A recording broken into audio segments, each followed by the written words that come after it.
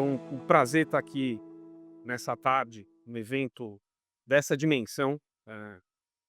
Por exemplo, eu vou falar rapidamente sobre um pouco das sensações que eu tenho quando eu entro nesse tipo de evento e vejo a quantidade de profissionais qualificados, interessados, pensando direito de uma maneira moderna, quantitativa, tecnológica. Para mim eu que trabalho, e penso, faço reflexões sobre esse tipo de solução, já se vão aí uns 20 anos, né, eh, fico muito surpreendido, positivamente surpreendido com a expansão e a aderência dessas ideias. E queria agradecer a organização da B2L, na pessoa do Daniel. Eu vi o Daniel ali dando uma série de entrevistas, não consegui cumprimentá-lo ainda, pelo convite, cumprimentar o Ricardo, colega aqui nas trincheiras jurimétricas. E, enfim, e dizer para vocês o seguinte, o tema que foi passado, né, eh, e essa temática de cruzar a ideia de jurimetria, que é algo bastante contemporâneo e atual, com, o conceito de, um retorno a umas origens, enfim, ao que seria um pensamento grego clássico, né. Ele me remete um pouco também à própria origem da jurimetria e a ideia crítica de construção de indicadores, né. Quando, eu comecei a trabalhar com jurimetria, como eu disse, já faz aí uns 20 anos, pelo menos, essa era uma ideia completamente exótica, absolutamente exótica, né. A minha origem, eu não sei, se vocês sabem, enfim, dentro da ABJ, a gente tem uma alta carga interdisciplinar e a minha origem é da ciência política. Antes de fazer direito, eu fiz sociologia e ciência política. E no meu trânsito nessas disciplinas, a gente sempre teve uma carga muito grande de teoria empírico-quantitativa, ou seja, as pessoas iam para a rua basicamente para entender o que estava acontecendo, né. E a ausência de dados e o fato da gente discutir conceitos jurídicos sem ter uma base de dados, uma orientação empírica, sempre me surpreendeu muito, né. E uma das coisas que eu mais me ressentia, até a propósito do tema aqui, era a ausência de indicadores. Isso eu já falei muitas vezes e tem um tópico específico no primeiro livro que eu escrevi sobre essa temática, né, eh, que exatamente mencionava isso, fala: "Por que nós não temos indicadores no direito?", né. Porque quando você chega na economia, se eu pergunto para qualquer um de vocês aqui, eh, como é que está a economia brasileira, né? Alguns, enfim, a gente pode dizer: "Tá bem, não tá bem", enfim, mas, o fato é que qualquer um de vocês vai conseguir listar de cabeça um grupo de 3 a 5 indicadores que vão ajudá-los e ajudá-las a ancorar essa resposta. Você vai falar: "Ah, Marcelo, tá médio, porque a taxa de desemprego, enfim, aumentou", ou porque, a taxa de juros também subiu, ou porque o PIB, a variação do PIB. E lá atrás, quando a gente discutia como ia o direito, eu perguntava: "Como é que vai a justiça? Como é que funciona a justiça?". O pessoal falava: "Não, mal, é mal, vai mal, não funciona bem". Então, mas o quanto ela não vai bem? E nós não tínhamos nenhum indicador, né, nenhum tipo de métrica ou de parâmetro que pudesse nos ajudar a pensar. E a ausência de parâmetro, ela é muito, muito, muito deletéria, ela é muito nefasta, porque a ao não construir indicadores, a gente perde a noção da amplitude do quanto vai bem ou vai mal, a gente perde a capacidade de construir séries históricas e entender como é que esse parâmetro evoluiu ao longo do tempo, a gente perde, a possibilidade de associar esses indicadores com outros indicadores que possam ajudar a explicar ou pelo menos a contextualizar o que está indo bem ou mal. Então você correlaciona, que é a expressão estatística, um determinado indicador com outro. Você tem uma variável, o indicador é uma variável, ele é um número que varia no tempo ou no espaço, né, e você relaciona com outros números. E a gente não tinha nada disso, né. E quando a gente olha a jurimetria e a gente lembra que na verdade, na origem, a jurimetria nada mais é do que um acoplamento da estatística ao pensamento jurídico, a gente vê que o primeiro objetivo da estatística, toda vez que ela entra em qualquer campo, é construir indicadores. E hoje esses indicadores, eles são fundamentais para a gente entender o direito e eles estão em todo lugar. Eu acabei de pousar de Brasília, vim de uma reunião do TST, a gente está fazendo lá 3 pesquisas, estratégicas para o Tribunal Superior do Trabalho, a Associação Brasileira de Jurimetria, sobre, execução, efetividade da execução. trabalhista. Nunca ninguém calculou qual é a taxa de recuperabilidade de verba trabalhista. Litigância predatória e aderência de precedentes.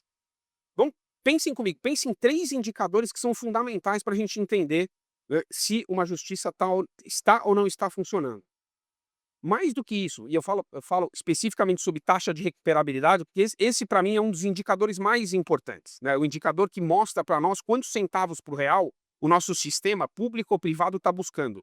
Se uma empresa move ações de cobrança, a gente tem que saber quantos centavos por real a gente recupera. E a gente pode associar essa taxa de recuperabilidade a fatores deletérios ou bem-sucedidos. Fala, por que que a gente recupera menos que os concorrentes? Ou por que que eu não recupero 100%? Tudo bem, 100% é difícil mesmo, né?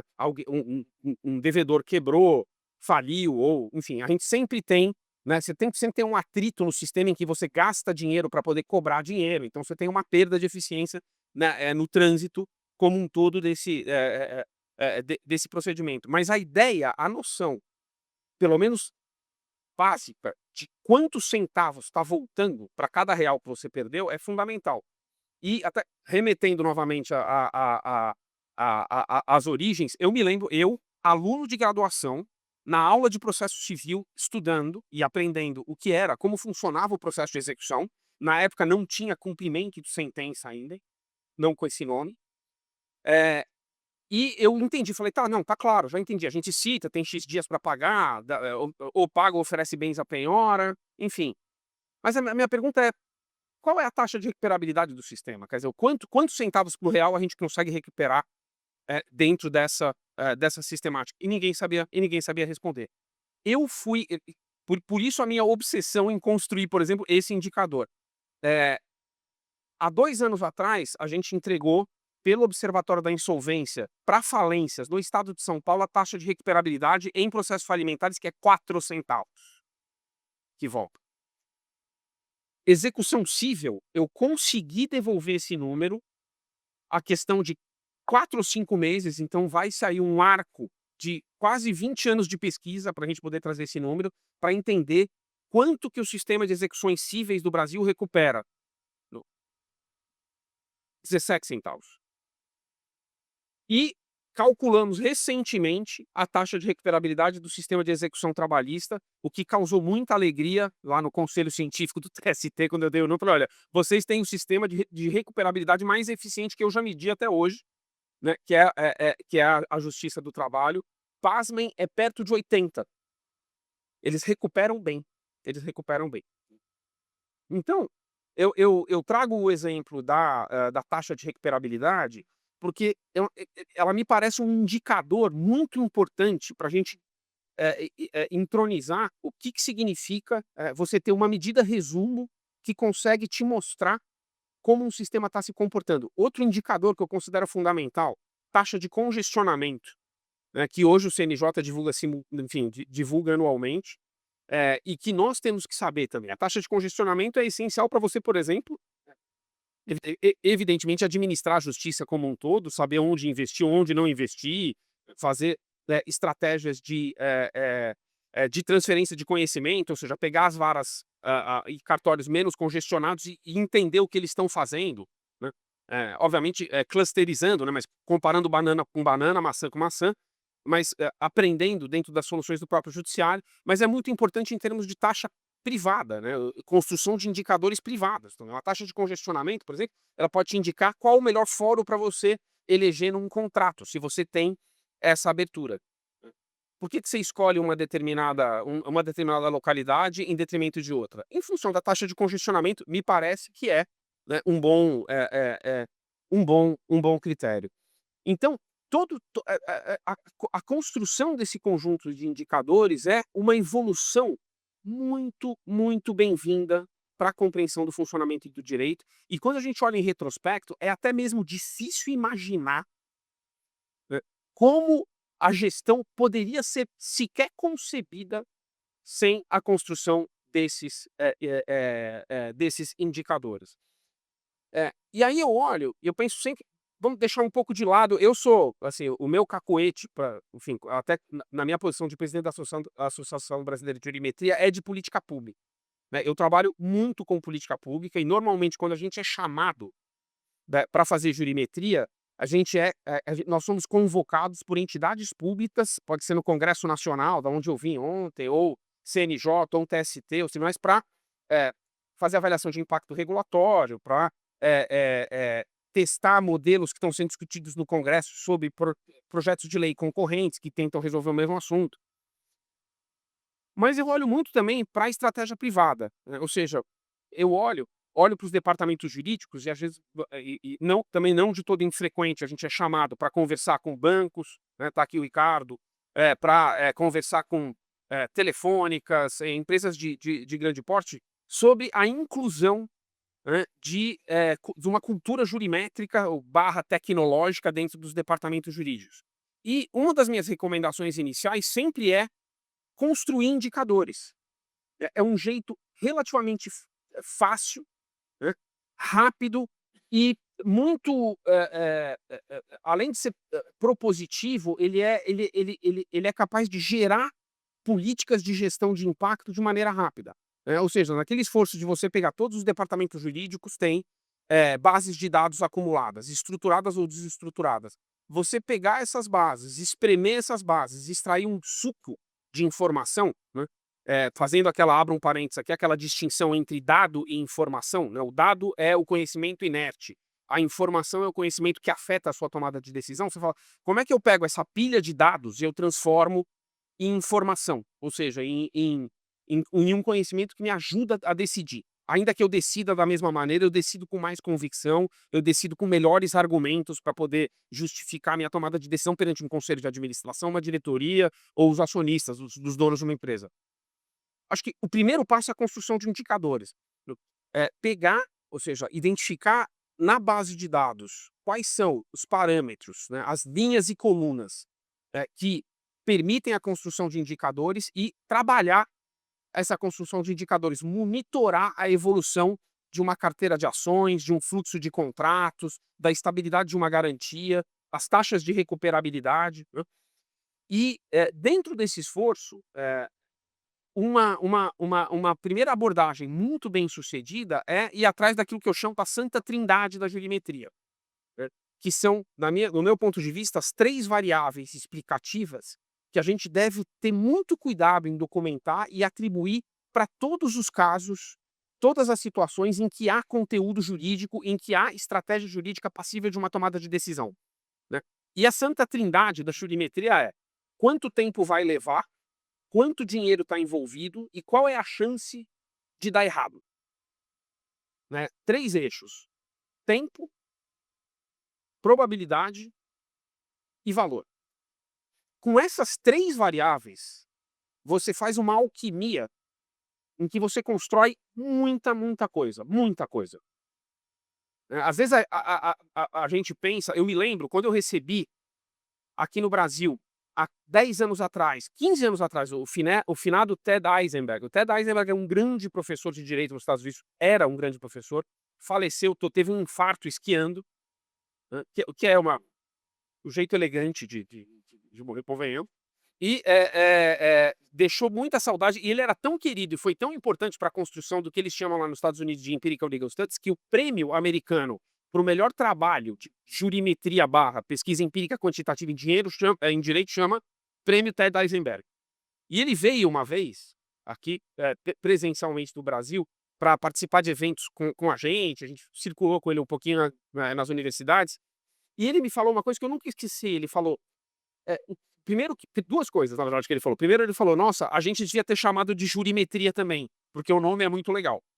Ele falou dos Estados Unidos, porque nos Estados Unidos o nome jurimetria se perdeu, e eles chamam de, Empirical Legal Studies. E a segunda coisa que ele me falou foi o seguinte, ele falou: "As análises mais interessantes, mais produtivas e que mais fizeram diferença na vida das pessoas, seja na esfera pública e na esfera privada, foram ao mesmo tempo as mais simples do ponto de vista metodológico". Isso significa o quê? Que você não precisa ter um estatístico dando pirueta com um probabilista, um cientista de dado aplicando bootstrap, regressão multivariada, o que quer que seja, para você, conseguir construir indicadores e fazer uma jurimetria de qualidade no sentido não de novo, de pirotecnia acadêmica ou técnica ou metodológica, mas no sentido de você realmente pegar uma informação e dar para alguém, para um gestor e falar: "Toma isso aqui", ele olhar e falar: "Isso vale muito, obrigado". Que é a melhor coisa que a gente pode ouvir, né, de você sentar, na frente de um grupo de gestores e eles falarem: "Muito obrigado por ter feito isso e por ter esclarecido isso que está acontecendo. Eu trabalho aqui há 30 anos e não imaginava que funcionava desse jeito", né. Pra você chegar nesse ponto, nesse objetivo, eh, o Ted me falou e isso se mostrou muito verdade, muito verdadeiro para mim ao longo do tempo depois, ele falou: "Tente ser sofisticado nas perguntas e simples nas soluções", ou seja, faça perguntas inteligentes, né, na construção dos seus indicadores, na sua problematização, identifique aquilo, inteligente no sentido, aquilo que realmente vai afetar ou vai trazer benefício para as pessoas e use soluções simples. E isso se mostrou verdadeiro, porque como eu dizia agora para vocês, com 3 variáveis, e essas variáveis, né, talvez com mais ou menos qualidade, são mais ou menos confiáveis, eu tenho certeza que todos nós temos essas várias são as variáveis que não à toa elas constam dos relatórios de auditoria, quando a gente responde, né. Todos nós temos a gente tem uma documentação dessas variáveis, nos nossos escritórios de advocacia, nos nossos departamentos jurídicos e também nas bases de dados públicas que a gente lida, né. E com essas 3 variáveis, a gente constrói uma miríade de soluções, ou seja, tempo, valor, risco. Você precifica a carteira se você quiser vender, você seleciona caso para fazer acordo e não fazer acordo, você ajusta a estratégia de litígio para os casos que você decidir brigar, porque você acha melhor brigar.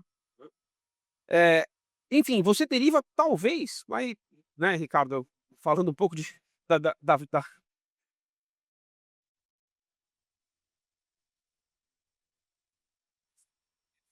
então, mas ele concordou, né, acho que todo mundo percebeu que ele está de acordo. Então, com essas com esses 3 eixos, né, a gente consegue construir toda uma miríade de soluções, né, e são, na verdade, 3 grandes indicadores, novamente.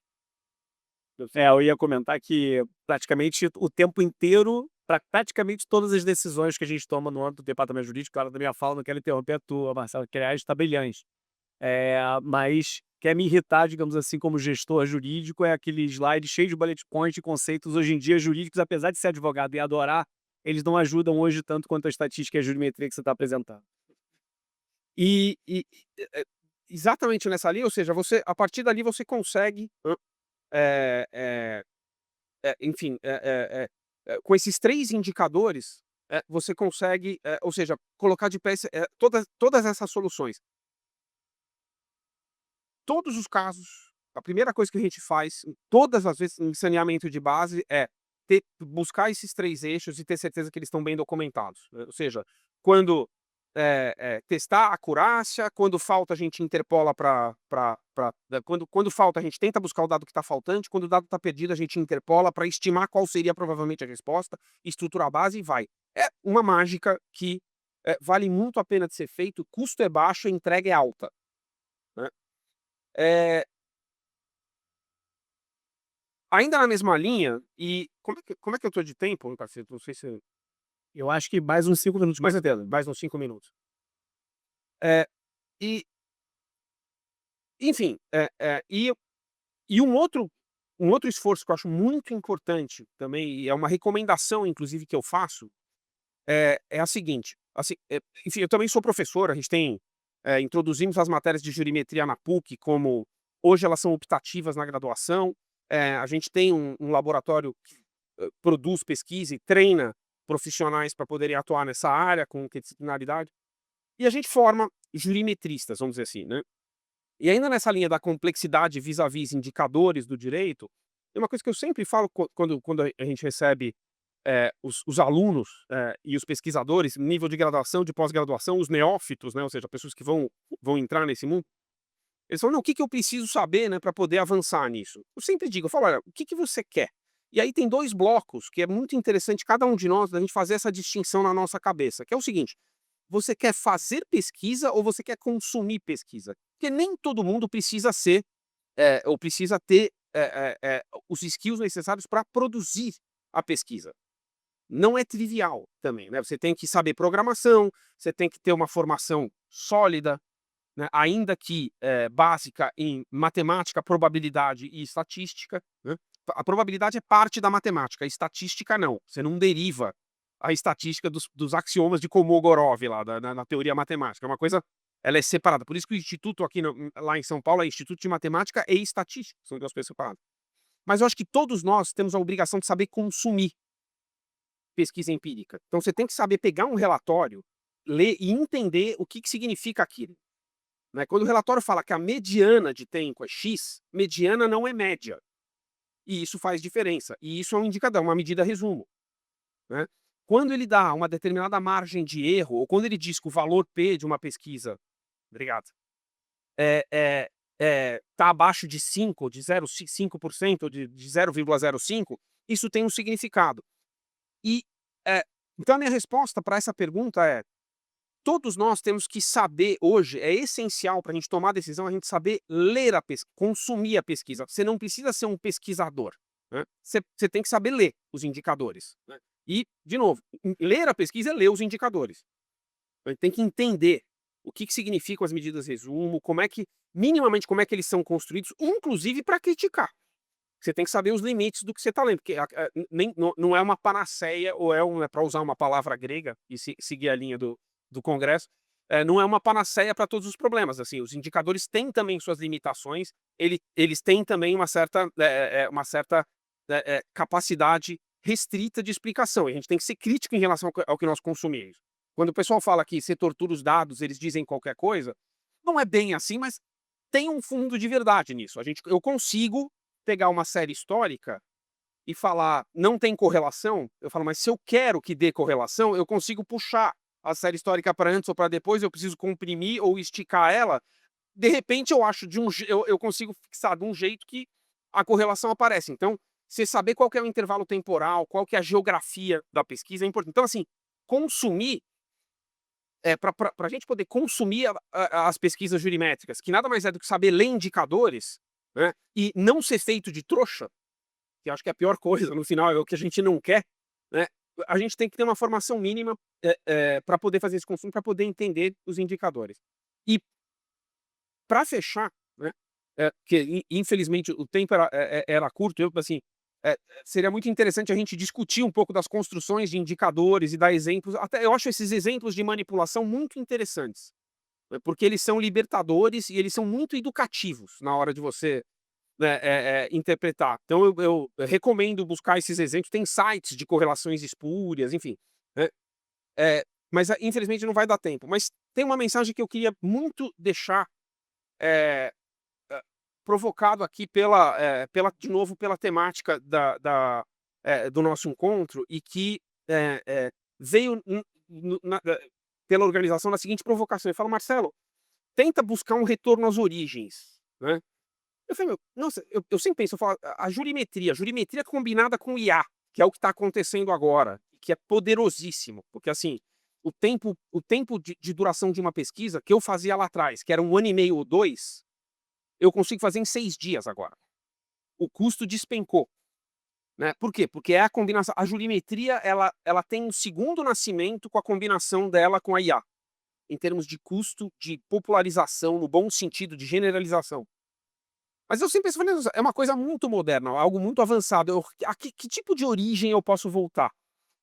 E e aí me ocorreu, um paradoxo que eu acho sempre interessante de citar, que é o paradoxo da humanização do direito. Quando eu entrei na faculdade de direito, a percepção que eu tive é que o direito era profundamente desumano, no sentido de que ele não era uma ciência social, né. Quando você pergunta para um professor de direito, numa aula de processo civil, qual é a taxa de recuperabilidade do sistema, e ele não sabe, ele não entende a pergunta, o que ele está dizendo é o seguinte: "Eu não estou nem aí se tal ou não funcionar. Eu quero que você entenda esse texto aqui". Eu perguntava também nas aulas por exemplo, de direito penal, esse é um outro indicador que eu gostaria de discutir com vocês, que é a taxa de reincidência do sistema carcerário. Qual é o perfil das pessoas que voltam, né? Ele está funcionando? Ele gera um efeito dissuasório ou não? Isso é grave, isso é sério. A gente tem 1% da população brasileira encarcerada, né? Quando eu perguntava qual era a taxa de reincidência nas aulas de direito penal e ninguém sabia responder, eu falava: "Meu, a gente está diante de um grupo de nefelibatas, ninguém sabe o que está acontecendo da porta para fora. A gente é muito bom dentro da biblioteca, parabéns". Agora, né, o jurista gosta de biblioteca, né, quando aparece na videoconferência sempre tem uma atrás, às vezes é de papelão, cai, mas, meu, tá lá, né. Eh, então, qual é o retorno às origens? E por que que eu chamo de um paradoxo?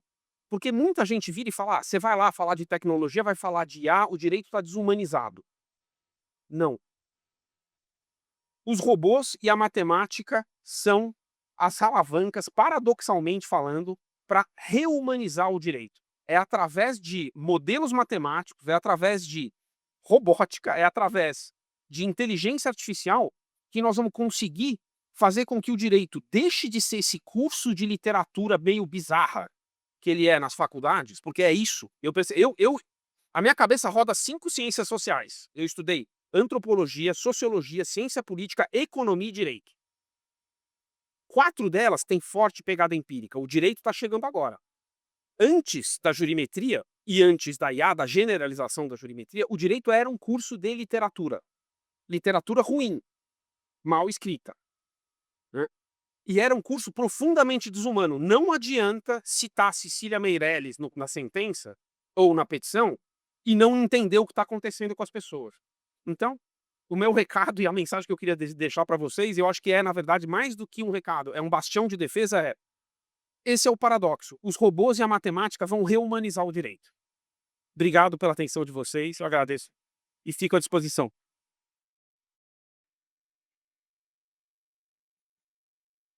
Boa tarde, pessoal. Me ouvem bem, não? Parabéns. Parabéns ao professor Marcelo. Tem presidente, tem. Ótima fala, inclusive me ajuda bastante a trazer alguns ganchos da minha realidade com a jurimetria. Me apresentando, meu nome é Ricardo Fortes, eu sou head da frente de contencioso de escala do BTG Pactual e do Banco Pan. O Banco Pan, ele é dos negócios do BTG, aquele que mais rende processos judiciais, principalmente pela frente de consignado, né? A gente vive no Brasil uma verdadeira epidemia de processos judiciais de consignado, e o Banco Pan é um dos protagonistas desse mercado e, consequentemente, tem dezenas de milhares de processos judiciais ativos. E muito pelo volume, né, Marcelo, a lida jurídica com essa realidade contextual de volume, ela praticamente impede que se tenha uma gestão jurídica tradicional sobre uma carteira tão grande.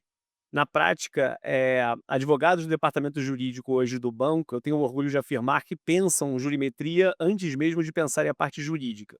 Mas, numa tentativa de fazer uma espécie de combinação, eu diria, né, entre a intuição do advogado e os dados estatísticos, que são sempre muito difíceis de produzir. Eu não sei a realidade do público que está ouvindo a gente hoje em termos de gestão de dados e jurimetria como um todo, mas eu acho que dá para separar em 3 fases a maturidade de uma esteira jurídica de gestão de carteira, de gestão de processos judiciais.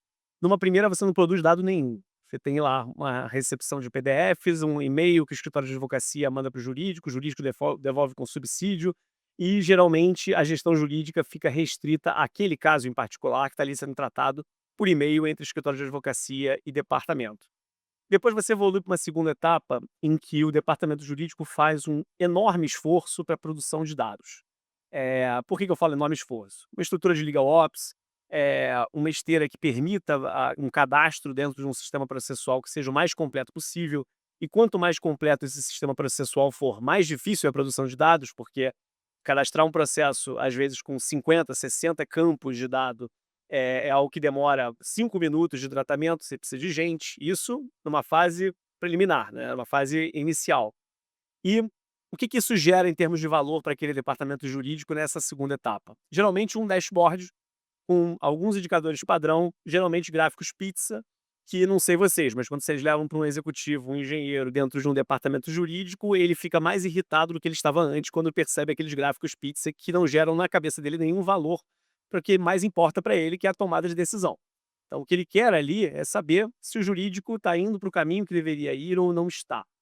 E eu acho que boa parte dessas 2 primeiras fases, a primeira em que você praticamente não tem nenhuma jurimetria, e a segunda em que você ensaia fazer uma jurimetria, elas são muito decorrentes de um problema que a gente tem hoje na formação jurídica, que é uma coisa que aparece, não sei se exclusiva, porque eu não tenho dados para falar sobre isso, mas a minha percepção é que o Brasil, em particular, o advogado brasileiro, o jurista brasileiro, ele sai da faculdade com aquela cabeça: eu vou me render miçanga porque eu sou de humanas. Eu não tenho que saber matemática, eu não tenho que saber estatística. E, de fato, como o Marcelo falou, dominar a técnica estatística, dominar a ciência por trás disso. Se você quisesse fazer estatística, você faria estatística. Só que, por outro lado, preencher a tua estratégia jurídica, o teu raciocínio jurídico com números, com estatística, é uma coisa que cria um bloqueio na cabeça do advogado de formação e muitas vezes ele precisa superar esse bloqueio quando ele tem que trabalhar numa realidade como a que eu vivencio hoje no Banco Pan, em que é praticamente inviável você ter um debate jurídico, apenas jurídico. Um debate em que a doutrina fala X, o outro fala Y, talvez você faça lá uma pesquisa de jurisprudência numa plataforma mais recente para tentar verificar qual lado que está caminhando a jurisprudência e toma uma decisão baseada nisso. Essa decisão ela tende a ser insuficiente num cenário de grande volume de ações, porque até a jurisprudência de tribunais superiores, por incrível que pareça, ela demora a pegar. Em 5.000 municípios, comarcas por todos os lados, uma decisão hoje do Superior Tribunal de Justiça sobre uma matéria de direito bancário, ela precisa repercutir para todos esses juízes. É óbvio, mas, pô, Ricardo, no final ele tem a obrigação de seguir a jurisprudência da CJ. Ele tem. Mas para você que é o tomador de decisão do lado de dentro do banco, te importa saber exatamente as 3 variáveis que o professor Marcelo trouxe. Em quanto tempo, qual o valor e qual é a terceira variável? Desculpa, professor. Qual a probabilidade de Exatamente. ganhar? Ou seja, será que a decisão que foi tomada em jurisprudência dominante no STJ, ela realmente vai repercutir na sua carteira processual de algumas milhares de processos, sem que, sem que isso gere um ônus muito grande para o banco? O que você precisa fazer para se adaptar? Qualquer decisão de um executivo hoje é baseada de qual investimento que ele precisa ter para adaptar àquela realidade. Essa nova jurisprudência ela pode espelhar, sim, o que é a tendência do direito para aquele determinado assunto. Mas, ao mesmo tempo, talvez seja melhor para ele que a gente tente, apesar da decisão ter saído recentemente, um investimento grande para tentar modificar o entendimento daquele mesmo Superior Tribunal de Justiça, se a gente começar a perceber que, do ponto de vista prático, os juízes não estão acatando aquilo. É aí que entra na lida jurídica do dia a dia o espaço da jurimetria, mais do que do dashboard de gráficos pizza que eu mencionei. A tomada de decisão precisa ser influenciada por aquele dado. Do contrário, a produção do próprio dado foi um desperdício de esforço e de investimento de alguma forma. Então eu acho que é nesse momento, nessa etapa em particular de evolução, é que o departamento jurídico peca um pouco. Qual o dado que realmente me interessa? O que eu preciso juntar? Hoje em dia a gente está chegando talvez num terceiro momento em que a produção do dado ficou muito mais facilitada com a inteligência artificial, como o professor Marcelo colocou.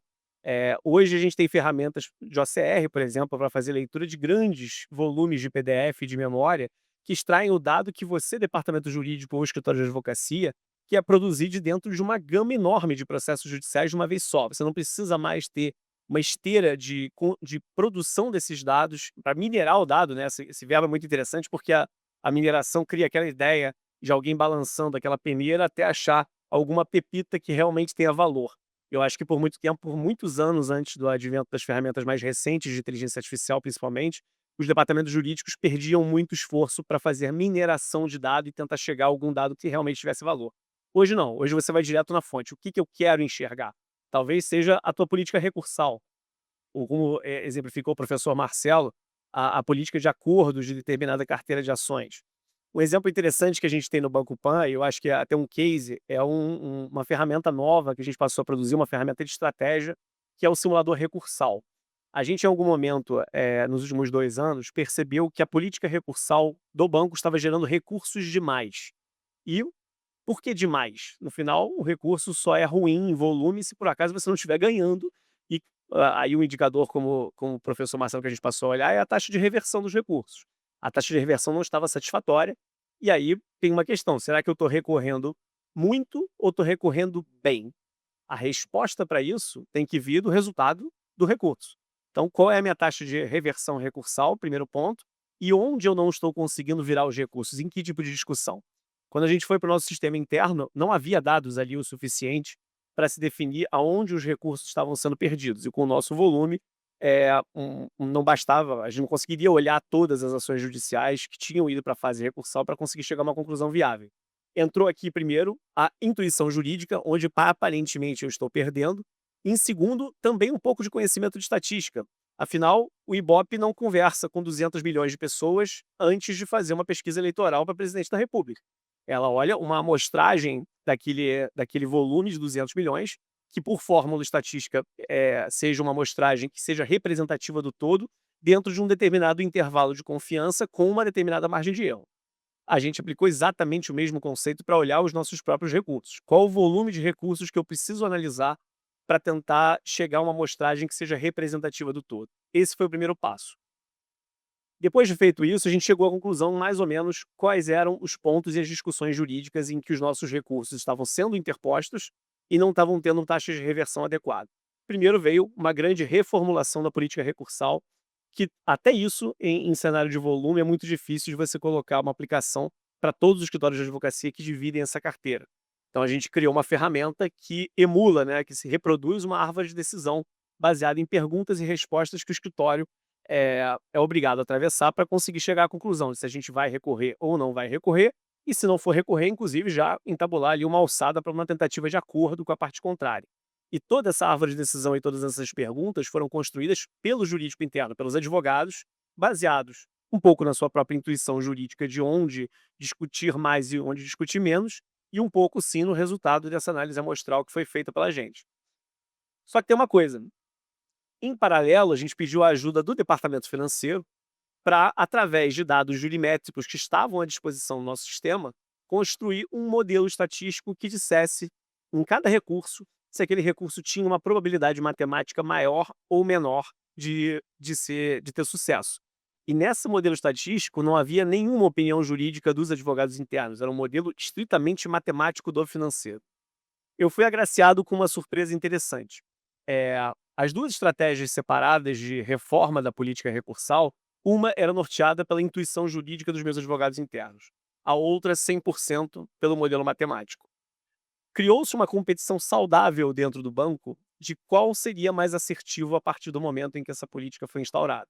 E até hoje, a gente percebe que essa política, a Camila Marinelli, gerente executiva do PAN, está aqui assistindo a gente, e ela estimula os advogados a ganharem da matemática pura e simples o quanto possível.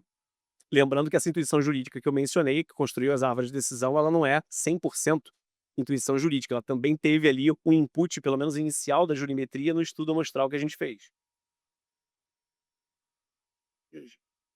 Opa, eu tenho 1 minuto, gente, eu vou voar aqui. E aí o resultado, vocês devem estar querendo saber em relação a esse case qual foi. A intuição jurídica mais a matemática foi o ideal, que a solução que a gente deu foi aplicar as duas. Para cada recurso que é apresentado nas árvores de decisão e nas ferramentas, há uma decisão que a ferramenta entrega, recorra ou não recorra. Quando essa decisão é a mesma no modelo estatístico e nas árvores de decisão fruto da intuição jurídica, problema zero. Aquela é a decisão final e isso vai seguir.